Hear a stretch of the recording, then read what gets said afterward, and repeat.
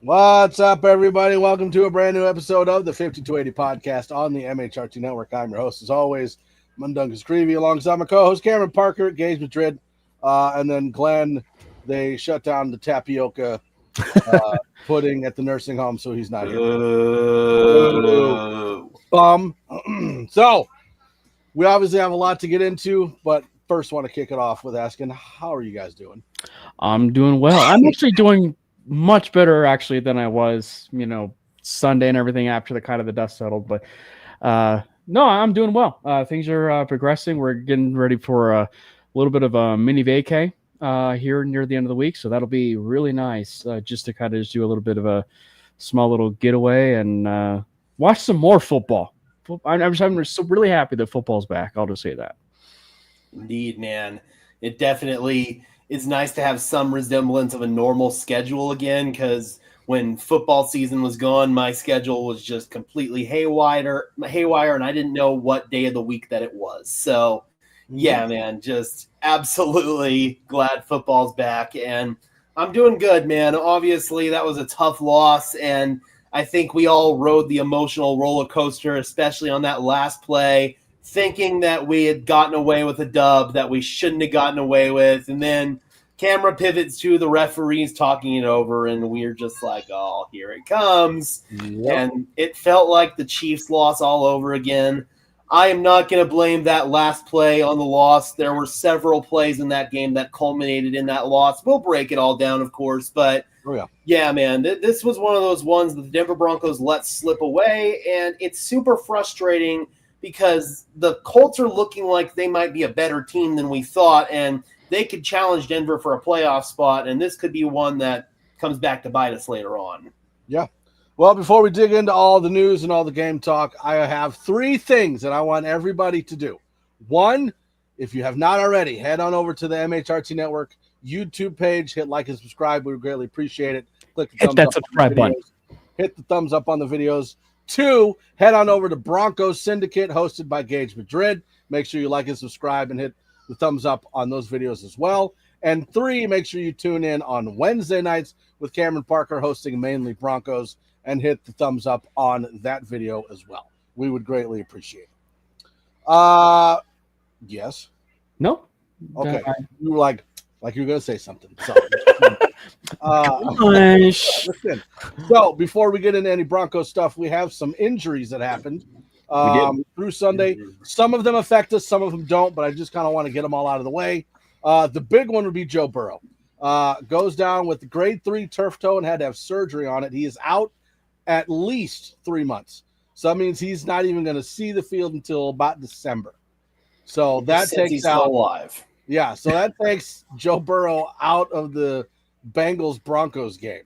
So we'll talk about that when we get there. We also have J.J. McCarthy, the first-year starter for the Vikings. He's week to week with a high ankle sprain. Aaron Jones, the running back for the Vikings, he's out for the season. Jaden Daniels also has a high ankle sprain, but he's only week to week. Obviously, the quarterback for the Commanders, who we play later in the season. And had a really bad game. Yep. And then Cooper Beebe, who is the starting center for the Dallas Cowboys, also with a high ankle sprain, but he's out 6 to 8 weeks, which would also take him out for the Cowboys-Broncos game. So there are some injuries that affect us, some that don't. But before we dig into the game, well, this is kind of related to it. We did see Zach Allen get hurt a little bit. He came back, so it was fine. We also saw PS2 get injured and then get his ankle taped and come back. Are there any lingering things on the injuries for those two? No, I don't believe so. Zach said he's good. And then with PS2, he came back into the game, looked fine. We'll know more tomorrow when the injury report comes out, but I'm not expecting either of those two to miss any time or anything crazy like that. Yeah.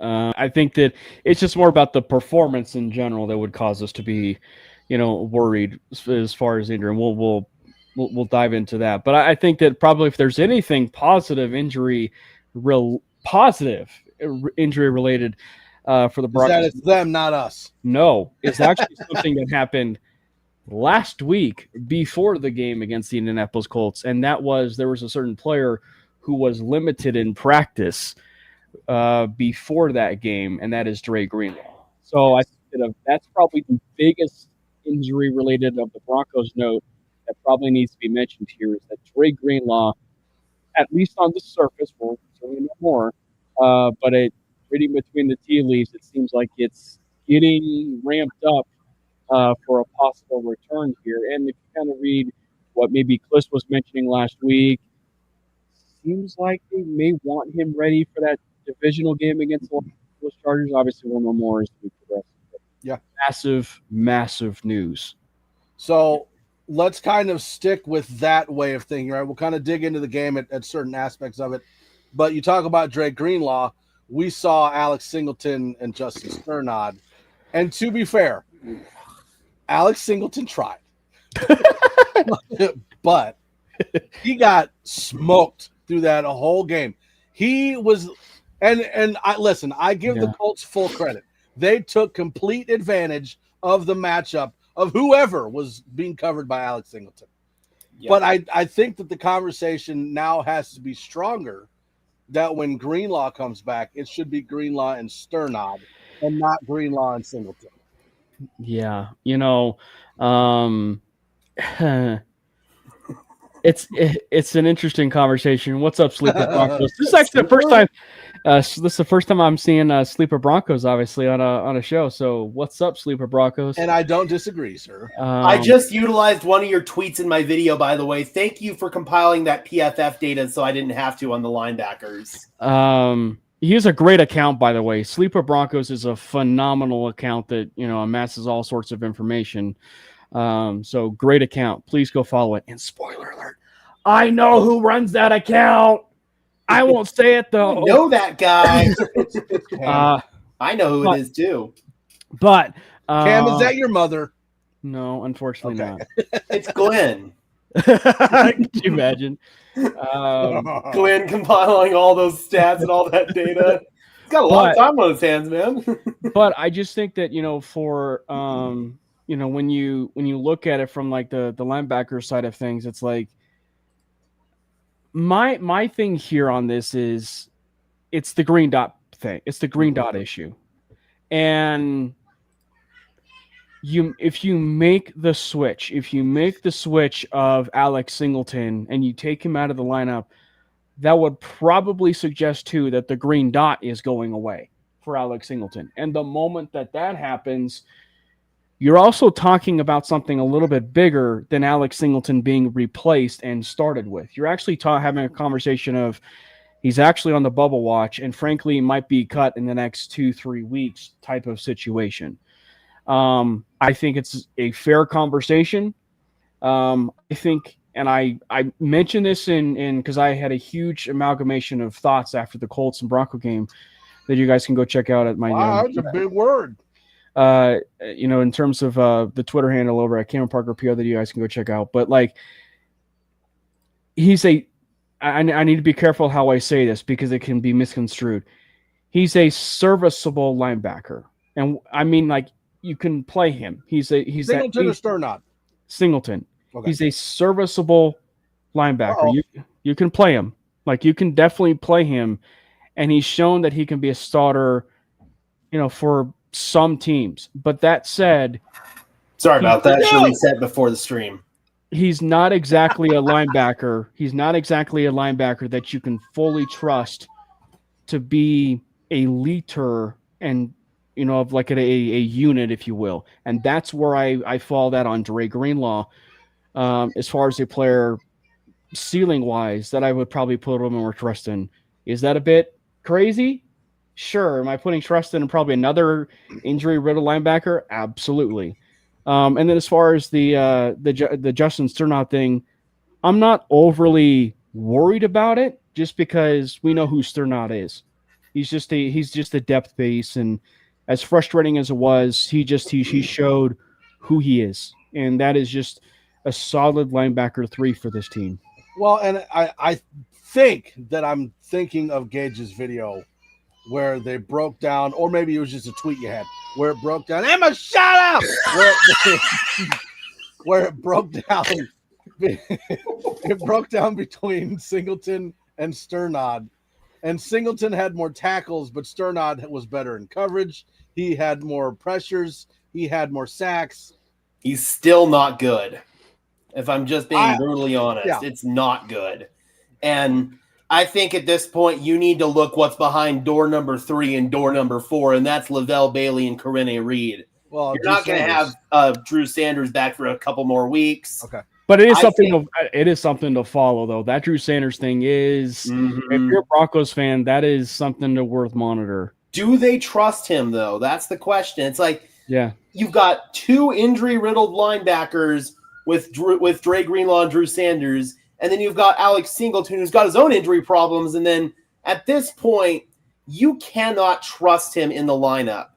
And to Big Mike's point here, yes, I do think they could have drafted Jihad Campbell. I'm not normally endorsive of drafting a linebacker in the first round, but Campbell would have been an exception for me. I liked him enough.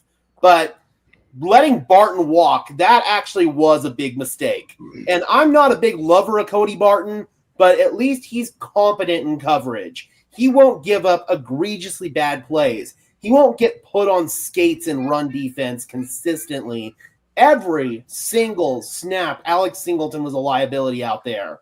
But the funny comparison about Barton is like Singleton is like you're going to get a ton of tackles, but along with those ton of tackles, you're going to get a lot of missed tackles too. Yeah. So with Cody Barton, you may get a lot of broken pass breakups, but you're also going to get a lot of broken plays with Cody Barton in coverage too. So it's like the flip side of it, like where like Alex Singleton is like the Alex Singleton version of that. Cody Barton's the Alex Singleton of coverage, so I don't know. It definitely does seem like a mistake for sure. It's like the Luke Wattenberg and Alex Forsyth conversation. If you can morph them into one player, you might have something pretty good there, but unfortunately you can't do that. Obviously, I'm sure this went through the exact mind of a lot of Bronco fans, but that play with Tyler Warren, and we'll talk about Tyler Warren. Tyler Warren, I think, is, if you're asking me, probably the leader in the clubhouse for Rookie of the Year. But I just think that that play where he didn't just juke out Alex Singleton, but also juked out Justin Sternod, I guarantee you I wasn't the only one who thought of Bucky Irving on Alex Singleton on that play. I mean, listen, like I love Jahdae Barron. I love the promise. I love what he's shown us on film so far. But if I'm being honest, after seeing what I've seen over the last 2 weeks, I'm a little upset that we weren't able to move up and go get Tyler Warren, because that dude is killing it. Could you imagine Tyler Warren on the Broncos at tight end? Yeah. That's a joker. Evan Ingram is not a joker. Tyler Warren is. I don't know. I think the joker conversation of Evan Ingram, I think he's a joker, but I mean, I think that Tyler Warren is certainly a joker. So plus Sean Payton has been pretty adamant that Evan Ingram is a joker, and I'm going to take Sean Payton's word for that. And with his 4 catches, that's beginning of the season, and then we're sitting at week 2. I know. So I think it's, and I think as even if the Jahdae Barron stuff is, a bit early on. I have listen. I'm not taking anything away. No. I love what I've seen from Jahdae Barron, but if you're comparing the Jahdae Barron pick to Tyler Warren pick, Tyler Warren all day. That's what I was gonna say. Is like I think Barron career will be fine, and I think Warren career will be fine. But I will say, I think in terms of the many trade up scenarios for what the Broncos are going to be going for, there was a reason why the Broncos were linked of trading up in that trade up scenario. Like Tyler Warren was probably like their top target aside from Ashton Genty. Tyler Warren was probably going to be one of those tight ends that they were going to be targeting. And it's easy to see why. Now, I will say, though, regarding Evan Ingram, and I actually do mean this, the fact that the Broncos saw that game plan of how Shane Steichen used Tyler Warren is how exactly I would be using that joker of a tight end, yes, Gage, that joker of a tight end, Gage, Evan Ingram, and exactly how I would operate it. Use him in true mismatch fortune. Like, and I think that's probably, I realize it's week 2. This is a sub point about the offense. I think it's also too is the offensive pieces is probably at least on paper, the most Sean Payton has probably ever had to deal with. And so he's still trying to figure out, okay, how can I work through these different pieces? And Evan Ingram is one of them. And I do think we see the Ingram production progress more and more as the season wears on. Yeah, and I do too. And to your point, I 100% agree. I said the same thing in my video that you could do a lot of that stuff that you did with Tyler Warren with Evan Ingram. But what separates them and why I'm saying that Evan Ingram is not a true 100% joker is because he's not a functional inline tight end. If he's in line, it's more often than not a formational tell that he's going to either get the ball or go out in the passing pattern. He's only been asked to stay in line and block. I want to say it's been 9 times between these 2 games. Adam Troutman has double the amount of snaps as Evan Ingram for those blocking deficiency reasons. Yeah. And so for me, Tyler Warren is a true mismatch nightmare because when he's in there and he's in line, you don't know if this is going to be a run play or a pass play. Try saying that 20 times fast. You don't know. And I feel like with Evan Ingram, that formational tell will limit some of what you can do. I think that you can do some of the stuff like put him in the backfield, like at fullback, and you can get him mismatch nightmares that way. Yep. Slot receiver, we already know that we can get him mismatches there. We can get him mismatches out wide. He can be a mismatch guy. And I think he was sold that joker role because that was the best option available for the Denver Broncos to do some of that joker stuff. He's our de facto joker. He does some of that joker stuff. But if you look at the definition of what a joker is, Tyler Warren fits that bill. Alvin Kamara fits that bill. But I don't know if there's a single player on this Broncos roster, and that includes Evan Ingram, who fits that bill completely. But Evan Ingram, he's almost like a mini joker. He's like a joker light. You can do that joker stuff, but it's not to the complete effect of a player like Tyler Warren. Yeah, and I think, and kind of going back to what Mohamed Badri asked, which, by the way, Mohamed Badri, I believe, has been with the network for 5 years, like since we started. He's been around forever. So he's awesome. Thanks, Mohamed. You're sweet. Yeah, thank you so much, Mohamed. Kind of going along with that, you look at the tight ends we have coming up just in our division. You got Brock Bowers, you got Travis Kelce, when he can remember how to run a route and catch a ball.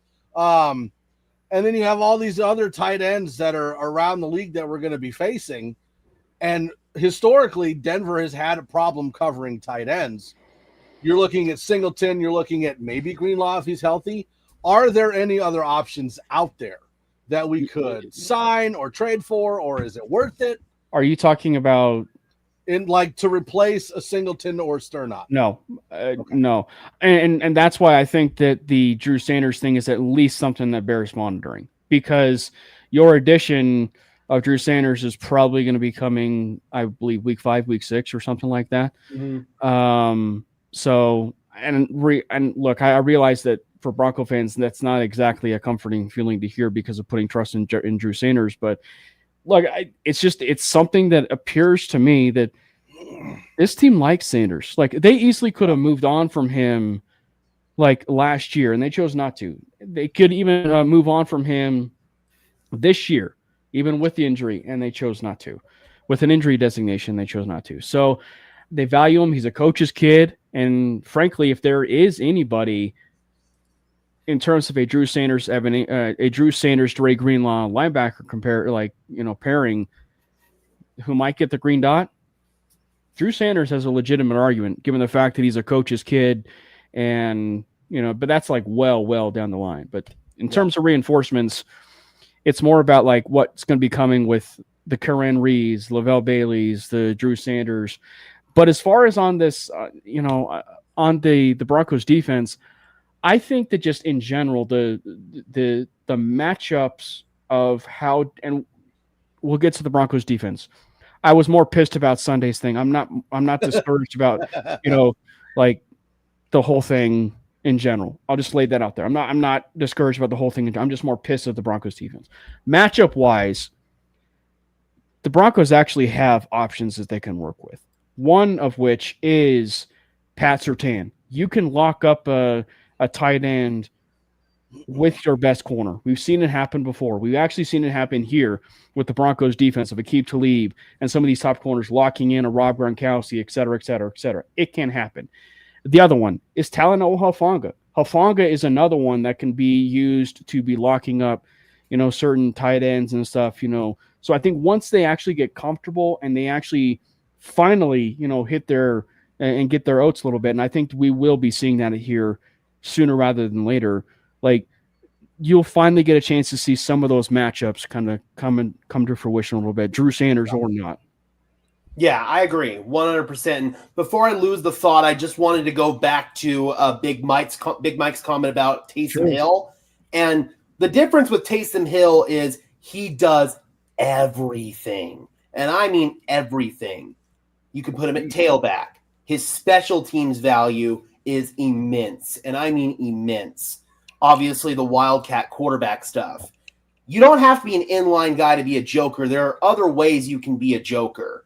And I think Evan Ingram, he qualifies for some of those things. But with Taysom Hill, the quarterback stuff and the tailback stuff and the special team stuff, that's what makes him a joker. He's his own special kind of player. And with Landon's comment, no, I don't think I never expected Evan Ingram at least to be an inline blocker. I've been trying to push back on the narrative of him being a tight end, a true inline tight end since the beginning. He's a tight end, but he's a move tight end. He's a big slot tight end. He's a joker tight end, but again, like a joker light, if that makes any sense. So Rodney Garcia brings up Eric Kendricks, and then Victory Lap reminds us that George Kittle's a free agent next season. God, I'd kill to have George Kittle. Injury riddled or not. I think anybody I don't care. Yeah. Give me George all Go out day there with long. one leg. It's fine. It's better than what we got. I'd take 12 or maybe like 10 games of George Kittle over what we have at the tight end position all day long. Yeah. We need 22 Janos and 12 George Kittles. There we go. You could win a lot of football games with that formula. But in terms of covering the tight ends, another guy, I think Jahdae Barron, he could be an X factor as well in covering tight ends. I thought Jahdae Barron had a really strong game in the reps that he had, and I want to see him do more and more out there. He could be your joker on defense in terms of that chess piece that you move around, and he could be your tight end coverage guy. He could be a blitzer. He could be a run defender. Like, there's so much stuff you can do with him. And one player who Indianapolis was doing that stuff with, and they've done it for years, is Kenny Moore. I think Jahdae Barron could fill that Kenny Moore role at a really high level. And actually, I got to give credit to the head coach on this one, because he made a comparison of Barron that I did not have, and it's Malcolm Jenkins. I like it. Well, because if I remember right, Malcolm Jenkins, and even they're different players, but just like when you had Kareem Jackson go from corner to safety, right? Like, Kareem is a vastly different.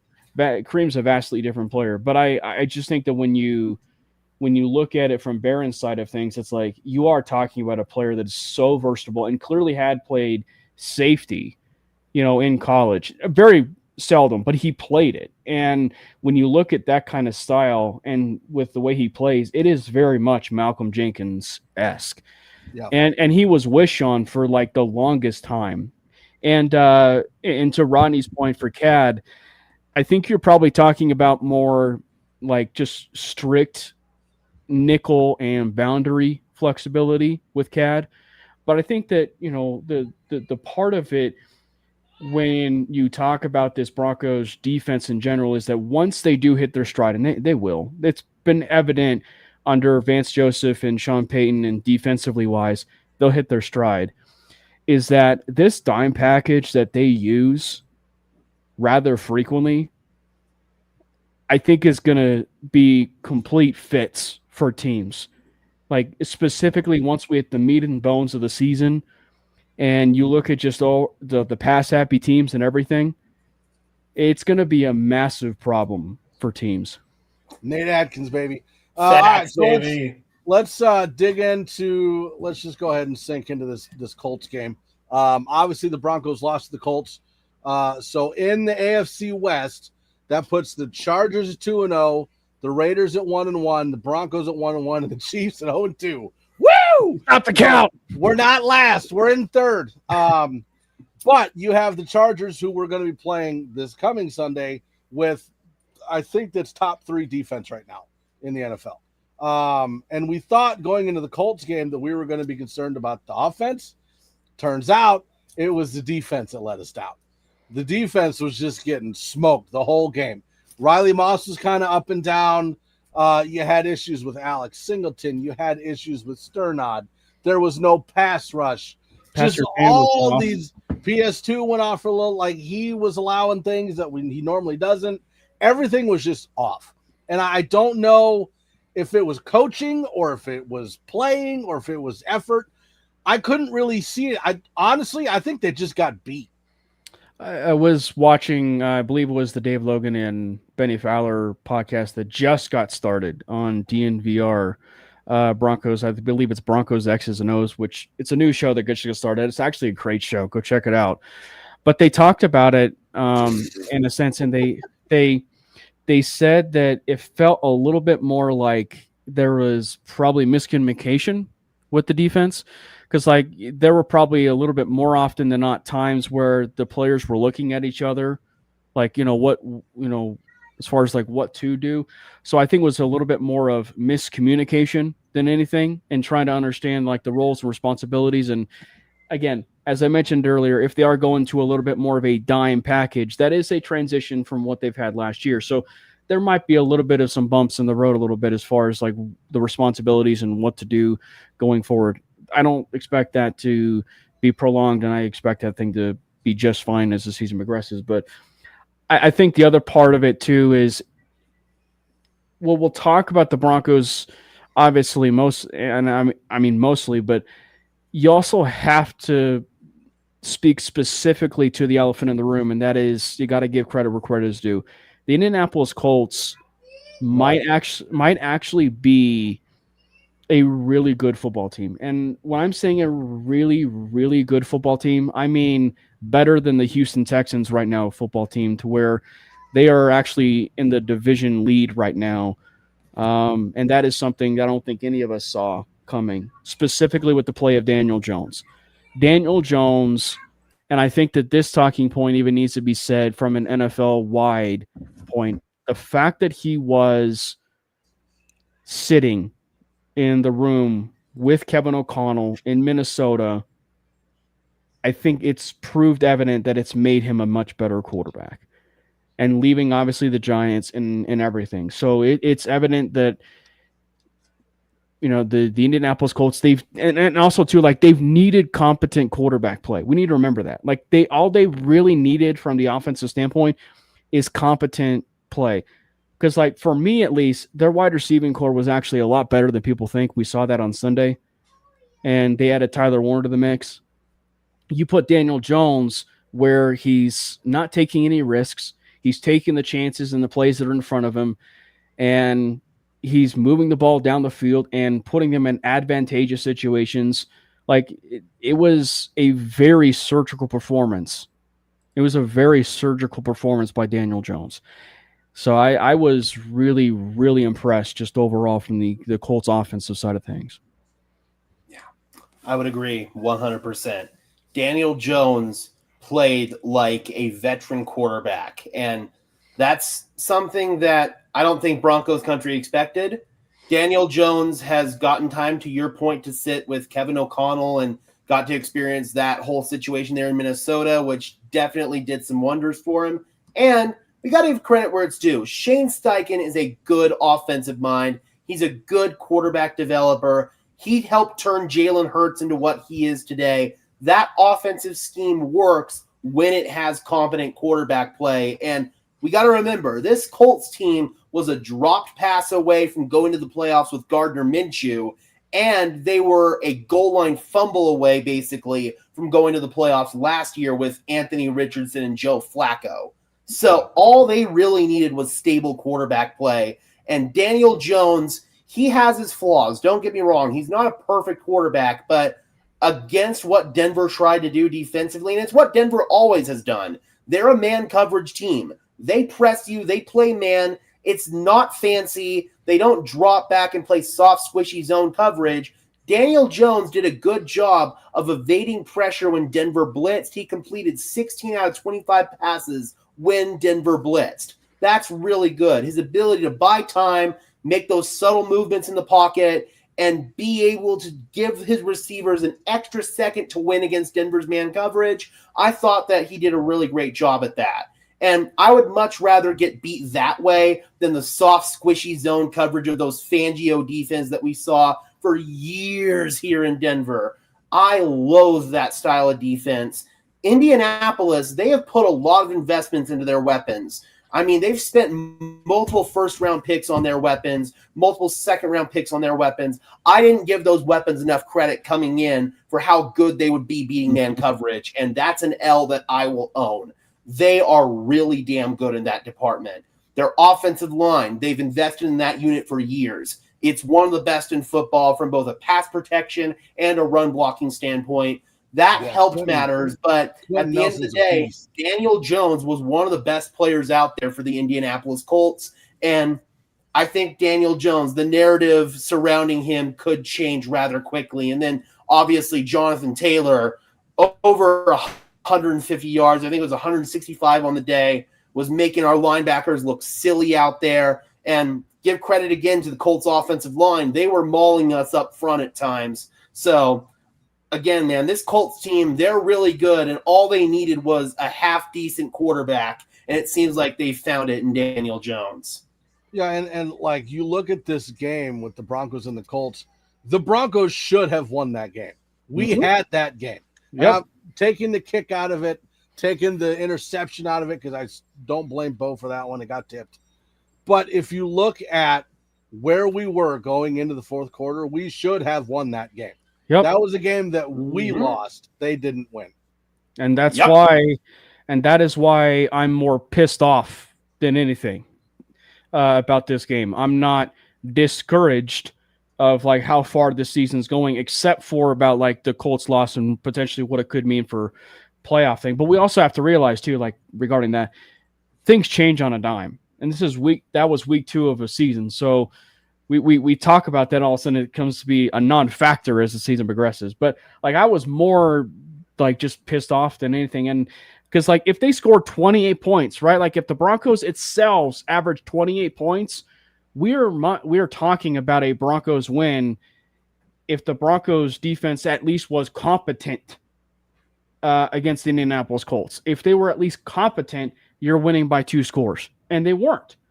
And so in doing so, you know, the Broncos were in a bit of a dogfight. And the other part of this too is, and I didn't put this down in terms of like the takeaways and everything, but shootouts happen. Like shootouts happen.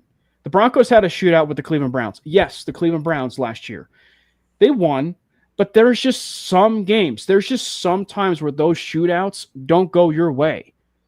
You know, and that's why they call them shootouts. And unfortunately, the Broncos were on a little bit of the wrong side of a shootout there. Where there's some questionable situations, questionable things, happening, of course. But it was just one where the shootouts and everything, like it just did not end up going the Broncos' way. But at the end of the day, it goes to the Broncos offense and for how well they performed, because it's once again proves in the long term of things and the further, we go in terms of the foundation of this team, the Broncos offense should be no worries under Sean Payton still, because they have a quarterback, they have a system that can put forth points on the board for 24 to 28 points a game.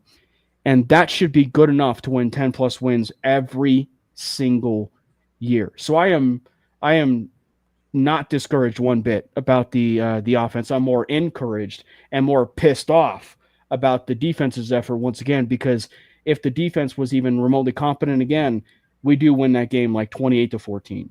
Yeah. So I have just a quick question, and Gage, I know you're going to want to cue in on this one. Jimin 819, Colts head coach, read VJ's defense like a book. Is there anything that VJ could have done to make the situation different? In my opinion, I think they just got beat. I think it was a talent versus talent, and we lost. It was scheme. I don't think like Peyton could have. I mean, well, okay. There's some things that I think he could have done different, but that's play calling on the offense. As far as the defense goes, I don't know if Vance Joseph could have done anything different. Like, what else do you want him to do? Like, he can't go out there and do it himself. Yeah. I don't know what else he could have done. And I'm right there with you. No, and to Rodney's point, if you're being a little maybe true to it a little bit, obviously the pressures didn't result in anything. But if there was probably one player who did stand out and has stood out the last 2 weeks, it is Nick Bonito. So like he's getting pressures on the quarterback. But specifically in the Colts game, unfortunately, it's just some of those pressures and everything of the way it was unfolding, it never materialized into some of those sacks. So, but yeah, all in all though, it was just more about you were getting out schemed by a pretty good head coach / offensive mind. And I don't even know if it was necessarily like to the extreme that fans are painting it. Like Denver got out executed, and credit to the Colts. They had a good game plan.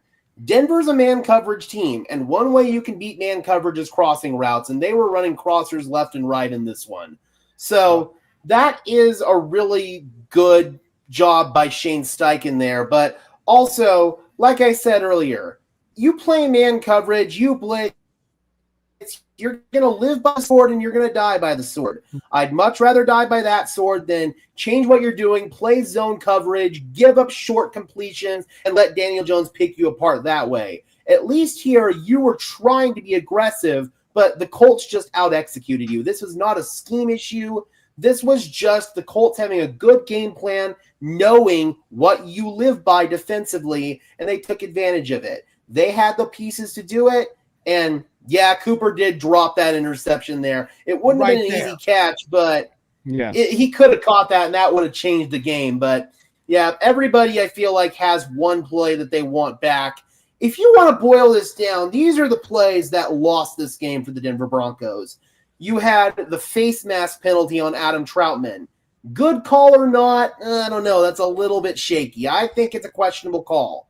Then you've got Will Lutz missing that field goal. That was frustrating. That just can't happen. Then you've got, obviously, the play at the end there. You've got the leverage penalty. That wasn't good.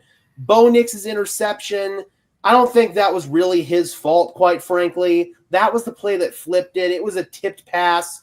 The Dobbins spike, I don't think that mattered in the grand scheme of things. Three of those calls were stupid. I mean, but the play that really flipped it, I feel like, was that interception. Yeah, and it's unfortunate because, it's one where I wouldn't necessarily put the fault of it, but the quarterback itself, he's going to put the blame on him, and it was tipped to the line, and just it's stuff that happens, and it was his lone bad play of the entire game, and so he played really well in that game, and we'll talk about that, but and Lutz's kick, of course, he should not miss the kick. That's his job, is to kick the ball. But to be fair, we shouldn't have been in that position anyways, right? And that goes along with what Gage was talking about. All these other things happened that put us in the position to have to kick it, and we missed it. We shouldn't have been in that position in the first place.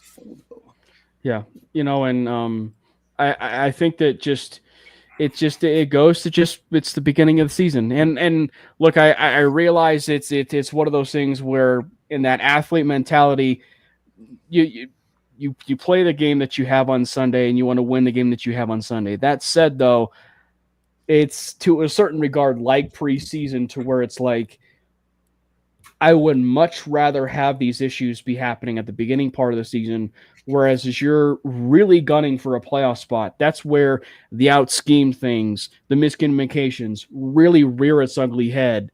And so that's really important. So, like, come that playoff stretch, they really do need to be on their P's and Q's, like down that certain stretch, because at that point, that is when really the rubber meets the road on that. So, but I just think that overall, we shouldn't be overly discouraged just overall with this game. It's just a bit unfortunate, just tying a bow on all of that. Is just because the Broncos, in terms of the game itself, might have an impacted game there because of where the Colts might be in playoff position. Yeah. So let's talk about the other side of the kick for the Colts, right? So they missed their first kick. We win the game. Flag. Launching off of a player. This is my thing, right? I didn't see a launch. I saw a hand on the back and I saw a jump. But my big thing is, if you're going to make a call like that, you have to be consistent in every game, right? Like, yep. The Colts did the exact same thing when we kicked the ball and missed. There were other like that happens in every game. But we're the ones that get the call on it, right? So again, I'm obviously going to say that it didn't happen because I'm a Broncos fan and it didn't happen. But my big gripe is that why do you have to make that the example? Why can't you be consistent and call it on every team where it happens? You see, I have a different gripe altogether. Why do you go for a block in that situation? It's a 60-yarder from a kid who's never made one from beyond 45. This is a kid that's playing in his fourth or fifth NFL game. Why do you go for a block? You're better off just standing there and letting him miss it, because he did. That is an egregious special teams error, and I put that on Sean Payton and Darren Rizzi. So, yes. Quite frankly, you shouldn't put it in the hands of the officials, and by going for the block, the Broncos put it in the hands of the officials. Good call, bad call, I don't know. I don't give a shit about special teams enough to care. But quite frankly, what I do know is you shouldn't have gone for a block in that situation. Just stand there and let him miss the kick. Because he did, and because you didn't do that, that's why they got the mulligan. I don't want to hear all that, Big Mike. He didn't do it. He fell. It's one where it's like, I think both are right. Like, in the way you look at it, like you have to put the entire blame or some of the blame on the coaching staff, because you have to. And Sean Payton, to his credit, they take that accountability, and now it's just about putting that accountability into action. Because it does fall on Darren Rizzi, but Sean's never going to be coming out and saying, oh, it was the special teams coach. He's never going to say that, call him the Rizmeister. That'd be awesome. Or the Rizzler. But no, I just think that when you look at it too, it's an unfortunate situation. Yeah. Like it's when you look in terms of like just sports in general. When you look in things like in sports in general, right? Like in basketball, like you have there's 2 seconds on the clock, and a guy's like holding the ball for like the last shot, right? And there's something where it's almost borderline where you can actually make the call and actually foul it for a possible and one opportunity or free throw opportunity. Mm-hmm. You rarely see those calls. Like, you rarely see those calls be made. And for this special team situation, you do rarely see these calls. It's just the unfortunate nature where it's like, why are we calling it in those situations? Because we rarely see those calls. It doesn't necessarily change the fact that the call that you made was right. What impacts it is the fact that we rarely see those calls. I hate to sound so repetitive, but it's just like, so when we change this whole idea of like, how can we make things to where it's, I don't know, consistent, is that in a situation where, the Broncos shouldn't be doing field goal block in general on a 60-yard field goal, you make it so that if it's a regular thing, you start calling it when you see it every single time. Yep, and I got to be honest, we do need to point out a pattern here. This is the third loss for the Broncos that I would put on a special teams blunder in the Sean Payton era.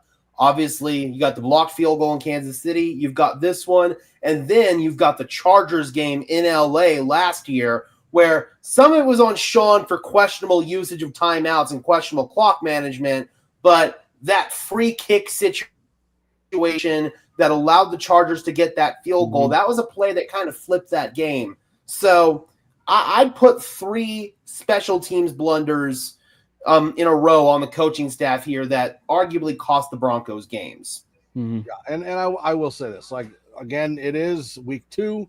I do believe that under Sean Payton, we will get these things fixed. At least I hope we get these things fixed. We'll see how special teams goes from there. I don't think we have another defensive game like that. We'll see. But again, I think they'll get it fixed. But have you been reading stuff with Broncos Twitter, Broncos social media? No, just cancel the season. We're screwed, man. Like, we're just cancel the regular season. Season's over. Just fire everybody. Get some new owners. Sky is get Dan Quinn. Bring in Sam Hartman. Super Bowl. Bring back Hackett, baby. All right, everybody wants an innovative offensive mind. Nathaniel Hackett, he's still available. We talked defense. We talked special teams. Let's talk about some good stuff. Let's talk about the offense. Yes. The offense, I feel, played a lot better in this game. I do still think that we're having some running game struggles. And I don't know. It's better. It was better than it was in the first game. It was a lot better. But I don't know if it's that they're not sticking to the run, or teams are keying in on the run, or we're still having issues with the scheme switch for the blocking. I don't know what it is, but it seems like we're not getting the bang for our buck in the run game that I think we should be getting. It's just consistency. That's all it is. It's just consistency. Like when you have certain situations, it's just knowing we should be sticking to the run on, far more than probably we should. But when you talk about progress and progress being a little bit linear, it was far and away way better than it was a week ago. Far better. And regarding that interior defensive line, we need to be talking about how much we miss Malcolm Roach. That is a big problem. As far as the offense, though, there is the number one takeaway for me out of this game, offense or defense, is we should be talking about the performance of Troy Franklin. Yeah! Is that, like, the win or lose, the number one takeaway of this game should be Troy Franklin. Because when you talk about the progress of this wide receiver room, Courtland Sutton is going to get his. He's just a slow starter. And they ended the preseason on a bit of a higher note, but Sutton's a bit of a slow starter. So he will pick it up. The Broncos will pick it up. He will be just fine. The fact that the Broncos were able to feed Troy Franklin and miss me with the stuff that there were 2 corners out. The Broncos, are going to be playing the opponent that is right there on Sunday. I just think that when you think about this Broncos offense, you scheme what is in front of you. And the Broncos saw an opportunity to expose a pathetic secondary that was the Indianapolis Colts and decide to showcase their wide receiver 2 and soon to be wide receiver 1 by the end of the season in Troy Franklin. So Troy Franklin clearly showed that he is a dude that needs to be schemed up on numerous occasions. That is the number one takeaway of this entire game, is Troy Franklin. Troy Franklin on the season has run 27 different kinds of routes, from different depths, different angles, all of that stuff. 27 different kinds of routes. This was a guy who basically had 2 routes last year. He had a go route and he had a stop route. That's about it. Troy Franklin is running the full and complete route tree. I mean, this dude is doing everything, bro. He's doing everything. He's even functioning as an inline blocker. Like, I could not have been more wrong about Troy Franklin coming into this season. He has developed in every single area that I wanted him to. He has become a complete wide receiver, folks. And I'm very, very happy to see it because Denver needed another complete wide receiver, and Franklin is turning into a legitimate weapon for this team. So there's 3 players that I'm kind of questioning. One would be RJ Harvey. We didn't really see him as much in this game as we did in the first game. I don't know if that was just a scheme thing, a play thing, if that's how they planned it. I don't know. The other one would be, and you already addressed it, Cortland Sutton, kind of been missing, hasn't really done much. Seems like they're using him a lot to get some pass interference calls.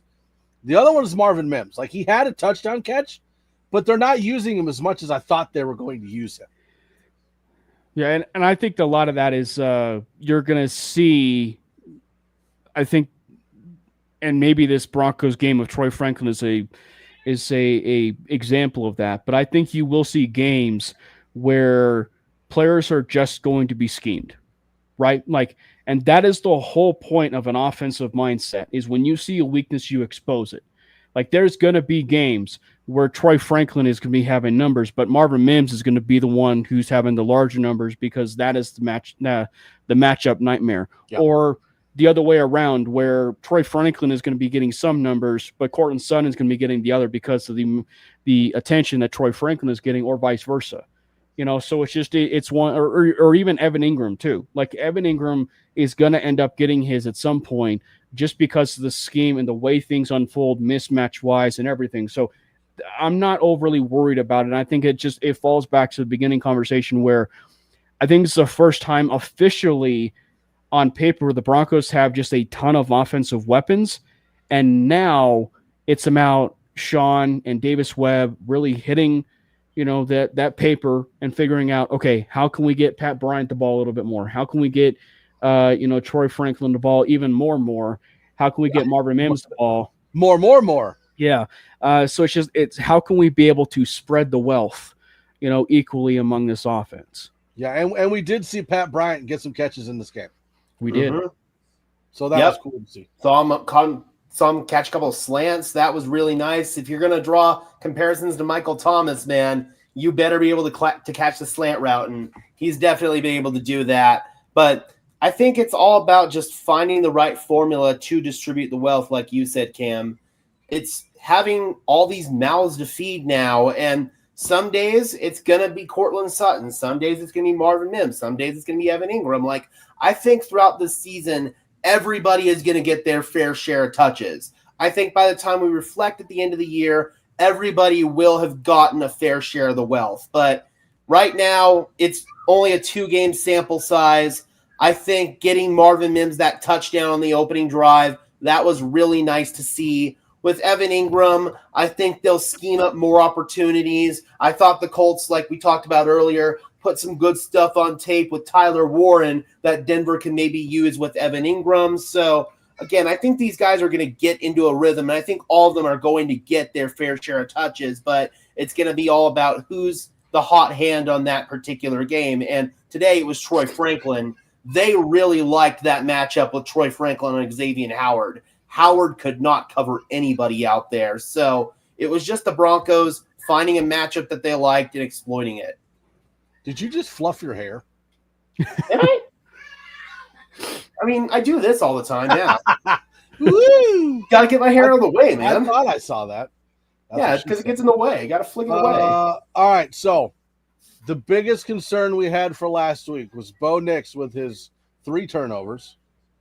You look at this game, I would say nearly perfect. I had no problems with Bo Nix. His footwork looked good. I thought his throws looked good. His accuracy was back. His ball placement was back. Didn't really throw the ball into danger, at least as far as I saw. Obviously, he had the interception, but again, it was tipped off the forearm. Can't really blame him for that. Yeah. 3 touchdowns in the game. I had no problems with anything that Bo Nix put out. There's really like a critique as far as the offense. We talk about like having so many mouths to feed. It's that it's so evident that his legs are a weapon, whether he has a hurt back or not. it's so like noteworthy that his legs are such a weapon. So it may not be a useful thing now, but come playoff time and you're pushing for a playoff berth, like that is going to matter so much because the little things like that separate it between a first down and a second down and short, a third down and short, because third down is the money down. And so when you can consistently put yourself in advantageous situations because of your legs, you are going to have a successful offense. And I think that for Bo, look, I think week one's performance analytically carries a lot. I think it carries a lot of the stuff from week two and the reason why maybe some of those numbers are down analytically. But that week two performance was really impressive. And you look at it, when you look at it from Bo, like that was about as impressive a performance as you can absolutely have. When you date it back to last year and how if you're probably looking objectively, and obviously for anybody that doesn't know, I guess I don't look at things objectively, but nonetheless, I just think that, when you look at it, like Bo probably got started, week 4, week 5, depending on who you talk to. I think it was really big week 6 last week. Depending on who you talk to. Last year. But I just think that for Bo, we saw immediate, like that growth from week 1 to week 2. That is one of the most important parts of that. And so I think that, you're seeing a quarterback who clearly understands it. He's got a command of this team. He's got a command of this offense. And that is one of the biggest things you can ever ask for. And to Rich A's point, I'm sorry, I disagree, man. He can throw from every single arm angle. We've seen it. The film has seen it. Like, he absolutely can throw from every single arm angle. It's just a matter of, like, when he needs to probably do a little bit more, when he needs to do it less. But he can throw from every arm angle. And Sean has even talked about that. Yeah. Now, I do want to point out that we did have that meme of Gage when his frozen face. I am at some point going to get Gage doing this and slow it down and put some sexy music under it. I'm just throwing that out there. So at some point, if you see it, there you go. Do we see Greenlaw playing next week?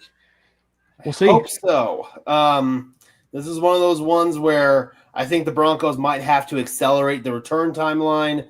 I was thinking that they might hold him out again this week because both the Indianapolis and Chargers games were on turf, and obviously there's a greater risk of re-injury on turf, but based on what we saw from the linebacker position, Denver might not have that luxury this week. Yeah. Well, and as we mentioned at the top, it's like the biggest news linebacker-wise or of the team-wise came even before the game. Yes. And that was the fact that Greenlaw was limited. And even before kickoff, it looked like Greenlaw was moving around quite well. If you actually do read some of the tweets from Parker Gabriel or Luca Evans or even Mike Liss or something like that, when they were tweeting about, the warm-ups and players there, it seemed like he was moving quite well at warm-ups. So things are maybe ramping up to where, things are, getting to where Greenlaw is coming back. And it goes to where, who's going to end up with the green dot. And I would, if it was me, I feel far more comfortable putting Greenlaw with the green dot. So okay, so this is my question, and it just kind of popped into my head. I know we talked defense, but I kind of want to circle back just a little bit. When you get Dre Greenlaw back, and it's Greenlaw and Singleton, does Greenlaw help cover some of those deficiencies that we've had with Sternot and Singleton and allow players like Jahdae Barron or Uafunga to play up and help cover the deficiencies that Singleton has because they don't have to worry about Dre Greenlaw and his side of the field? I think this is about a long-term thing because, and I am saying a long-term thing because the Broncos have to figure out something opposite Greenlaw, because like they have to figure something out opposite Greenlaw because I think that, and maybe this is just fool's gold, but it's one of the reasons why we at least at some point have to figure out the official word on Drew Sanders, because I think the highest ceiling of where things can go is a Drew Sanders and Dre Greenlaw room. because athletically, those are the two best athleticism linebackers on that team that can cover sideline to sideline in coverage, drop down, and run fits, etc. But I think the other part of this is just like you got to figure out what you have it to, and like a Lavelle Bailey, a Karen Reed, what can they be able to show? Reed at least showed something in preseason. Bailey showed something before injury as well. So it's one where you got to find a long-term answer alongside or Dre Greenlaw, because if you don't, then Dre Greenlaw is doing far more at his disposal than he probably should. Yeah, and going with what Gage said in the chat, and Rich was talking about Karene Reed, why not put Karene Reed out there? He had a balls to the walls preseason. Why not put him out there and see what you have? Yeah. Right? Like he's only going to be out there a week or two before you get Greenlaw back. Why not? Well, at this point, also, if you get Greenlaw back, like you've got to do something about Singleton. Greenlaw can be your green dot player. Mm-hmm. You can't keep Singleton out there. He's a liability. He's going to cost you football games. The Broncos had the best defense last year in part because Singleton ended up coming out of the lineup. And with Drew Sanders, I understand that the fan base is kind of impatient. They're done with Drew Sanders, but the Broncos need to at least see what they've got. Thank you. Anything could be better than what they have with Singleton right now. We've got to figure out who's going to be the guy. To be fair, Rich was out on Justin Simmons when he was an All-Pro. So, I take that for what it is. And the funny part about that is Cam isn't even the one in this room that smokes the weed. I'm the one who smokes the weed. What? Yeah, no, and it's just like, you're right, because we have to see what we have in Sanders, and it's just unfortunate because he's flashed when he's on the field. He just need to be healthy, and and so like that's the thing is it's easy to understand why, because at least he flashed. So I don't know. It's just it's one where is that your new nickname? But I mean, the Ripper. I'd do one right now if it wouldn't get this show demonetized. But no, it's just. Dad, it's just full circle. They have got to figure out that long-term situation next to Greenlaw. Whether that is in-house or into the draft, they have got to figure out something that is alongside Greenlaw for that, for the long haul. Because until that time, the defense will be fine in a sense as far as a top 5 unit, but that is a liability until further notice. All right, so I think we've covered the Colts game. I think we've covered the Broncos' deficiencies and positives. Let's talk about the Chargers game. We got a big divisional matchup against the Chargers coming up this Sunday. The Chargers just had a late game Monday night. So it's going to be, I'm hoping that goes to the Broncos' advantage, that they have less time to prepare and they're more tired.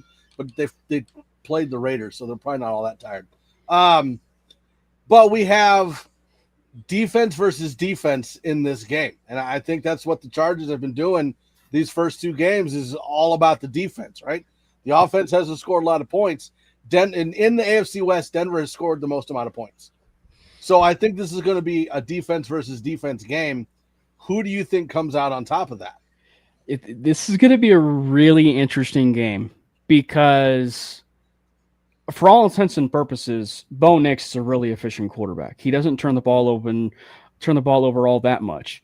And when you look at Justin Herbert with Jim Harbaugh, we should clarify that with Jim Harbaugh is a relatively efficient quarterback. So it's going to be an interesting one because I think it's going to fall on the shoulders of turnovers. And I frankly, obviously Mike knows this with, being Big Ten fans and everything, but it's just like, feels like it's going to be like a Big Ten game. Like it's all predicated on defense, who can have the most efficient offense of this. And the other side of it too, is like, it's a weird thing from the Broncos side of things because they have always had great games against the Chargers. Post or even with Harbaugh, they've had good games. it's just a matter of it goes one way or another on this. And obviously the fact that the Chargers swept them last year, I think is going to motivate them a little bit more. And I think it's going to motivate the defense. I think it's going to motivate the defense to play a little bit better. And I think that stylistically and schematically, the Broncos do favor so much better with the Chargers than they did the Indianapolis Colts. I will say I think the wide receiver room is fascinating just because of a certain development of that room as of late in the first 2 weeks. Ours or theirs? Theirs. Okay. And so I think it's just going to be quite interesting. Obviously, it's going to run through McConkey. But given with what we've seen in the last 2 weeks, it's the Quentin Johnston effect. Yeah, they've been chucking it up to him a lot. So it's going to be interesting to see how the Broncos manage that. So it's going to be interesting to see how they use kind of their matchups and everything. Do you use a big enough corner? Do you use PS2 on him and Jaquan McMillan on McConkey? I know that sounds somewhat risky. I don't know, but it's just and they don't really have a tight end per se that is like a Tyler Warren, but Disley is one where he kind of gets slept on. And he made a huge play against the Broncos when he was with the Seahawks too. So it's just like he kind of gets forgot about. So I don't know. It's just schematically, they 100% fit so much better against the Chargers than they did the Colts. But it's one where it's like, it's going to be a hard-fought game to the finish. It's going to be I think it might actually be an ugly game in a good way. Yes. I think that this game is going to come down to which team is better at generating pressure. And with the Chargers, they've lost Khalil Mack for at least the short-term future. I don't think he's going to be able to play this week after dislocating his elbow. I saw some Twitter doctors saying maybe in a few weeks. So obviously that's their best pass rusher. They still have Tuli Tuipulotu. They've got Bud Dupree. They've got some other guys there. Their interior defensive line is pretty good. But if Denver's able to get more pressure on Herbert in this game than they did in against Daniel Jones last week, I think they'll fare better. I think if they're able to actually have some of that pressure get home, the Chargers do have a bit of a weakness at right tackle with Trey Pipkins. They had to do some offensive line shifting there, moving Joe Alt back to left tackle and then moving Trey Pipkins over to right tackle. That could be an area that you could exploit if you're Denver. That's going to be the big X factor for me. This Chargers defense has given Bo Nix and our offense problems, and it's that type of scheme. It's that same Ravens scheme. The Titans ran it a couple of weeks ago. We've got Seattle who runs it. It's that Mike McDonald-based scheme. Jesse Minter's the guy who runs it there with the Chargers, and he's got that unit humming, man. You've got guys like Derwin James, Dayan Henley. Their corners are really good. This Chargers defense is legit scary, dude. So I feel like at the end of the day, this is not going to be a very favorable matchup for the Broncos, but it's the Chargers. They could still charger this game away very easily. They tried to charger away that game last night against the Raiders when Omarion Hampton had that fumble, but Geno Smith said, nuh-uh, not today. I want to lose it more, and he throws another ugly interception. But the Chargers tried to choke last night. So if Denver gets an opportunity where the Chargers let them in, I think Denver's going to take advantage of it. Yeah, and I'm going to say the same thing I said earlier in the show. I don't think that Sean Payton and Vance Joseph allow the defense to play like they did this last week. I think it's going to be a better defense that we're going to see from Denver. So in my opinion, you've got – okay, back up. The Colts had success against the Broncos defense because we weren't getting any pass rush, and they were able to sit back there and just pick off every single one of the corners and anybody covering in the defense, right? I think that and the Colts have as you saw, a fantastic offensive line. Quentin Nelson is a beast. Like, that guy is awesome. I don't think you get the same thing from the Chargers offensive line. I think we have too many pass rushers that they're not going to be able to cover. So with us being able to get the pass rush, they're not going to be able to sit back there and just pick off our corners every single play. I think this is going to come down to a field goal at the end of the game. I think Denver takes it 20-17. it's gonna be one of those ugly games, that's for sure, as we said. And I think I can't remember what I said. I did say that we would split the series. I can't remember if I said that this was a win or if they win in Denver, but undoubtedly it's going to be a much better matchup. And also too, with the defense, this is going to be motivating for PS2, because at this point this year, minus like a week or two, PS2 went out with that concussion against the Chargers, and that's when it was a completely different game.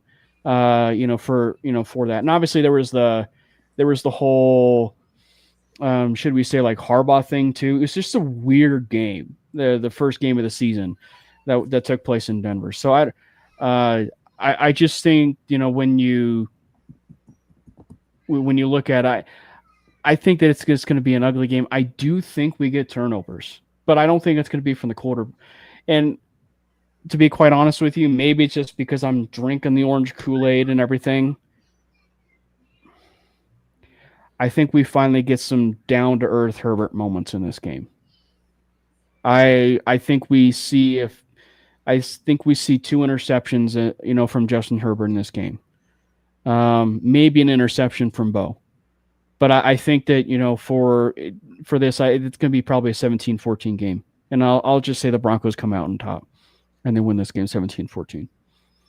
Yeah, I'm kind of in the same mindset of this being an ugly game. I'm going to refrain from giving a final score as usual. I'm saving that for my game prediction that I do on Saturday. But I also think this is going to be a close, ugly game. The team that ends up making the most plays, especially on defense, they're going to end up winning.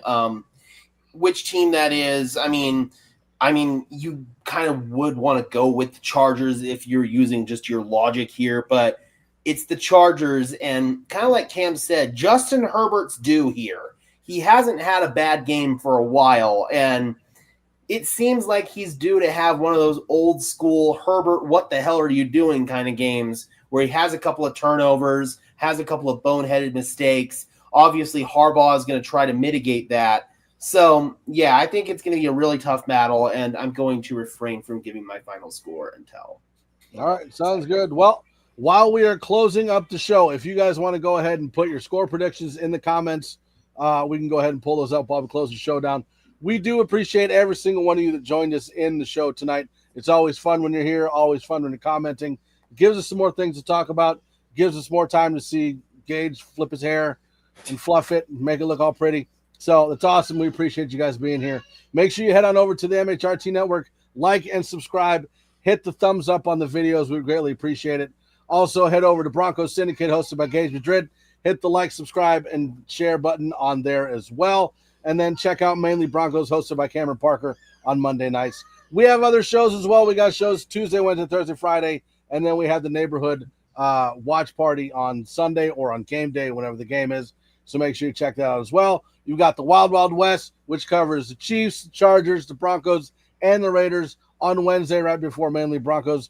We got a whole lot of options. Pick one. Obviously, this one's the best, but I'm biased. So, we have the best network. We'll just say. That's what I meant. Let's go ahead and head over. Yeah, screw you. Let's talk Broncos. Screw you. Go ahead. No, not really. We love those guys. Sure, that's what we meant too. Go ahead and that's what you get, Mario, for picking them over us. Go ahead and head over there and check out. I'm sure you'll find something you like. We love the Broncos. We love Broncos country. We are eternally optimistic, and we always will be. It does not matter if we think they're going to lose or not. They're always going to win. 17-0, baby. That's how we're going. We appreciate you guys for joining us. We will see you next week, and make sure you tune in and check out the game on Sunday as well. Respond along with us. We would greatly appreciate it. We'll see you guys later. Peace.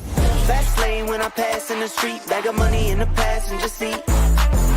Tempo's been asking for me on the road from the west to the east. Way up, I might never come down, cause the coast's racking up the flame miles. So high.